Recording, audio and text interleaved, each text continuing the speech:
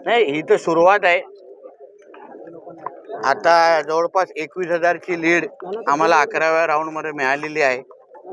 अजून खूप राऊंड जाणं बाकी आहे. टोटल 24 राऊंड असतात.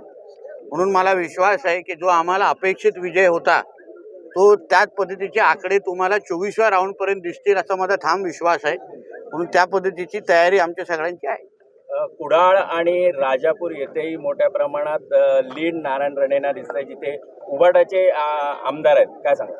शेवटी ह्या पुढे कोकण आणि रत्नागिरी सिंधुदुर्ग हा भारतीय जनता पार्टी आणि NDA आणि महायुतीचा बालेकिल्ला असणार आहे. यापुढे येणाऱ्या विधानसभेमध्ये तुम्हाला हेच चित्र पुढे दिसेल.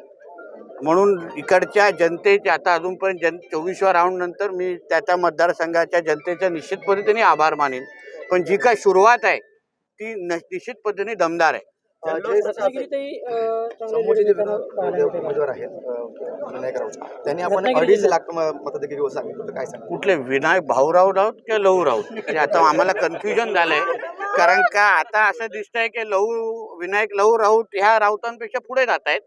म्हणून ते आता निकालानंतर बघू कुठल्या विनायक राऊतांना उत्तर द्यायचं. जल्लोष कसा असेल?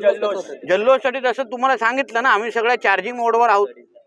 बॅटऱ्या चार्ज होत आहेत आणि बॅटरी फुल झाल्यानंतर तुमचे कॅमेरा रेडी ठेवा. जल्लोष कसा असतो हा महाराष्ट्राला आम्ही दाखवून देऊ. तो अजून एकूण निकालावर मी अजूनपर्यंत लक्ष घातलेलं नाही, कारण का पूर्ण लक्ष ह्या मतदारसंघावर आहे. एकदा सगळे इकडून लक्ष थोडं बाजूला गेलं तर मी एकूण निकालावर संध्याकाळपर्यंत बोलेन. रत्नागिरी जिल्ह्यात मिळणाऱ्या आकडेवारीबद्दल काय सांगा? ना अजूनपर्यंत पूर्ण आकडेवारी येऊन दे ना. लवकर घाई कशाला तुम्ही करताय?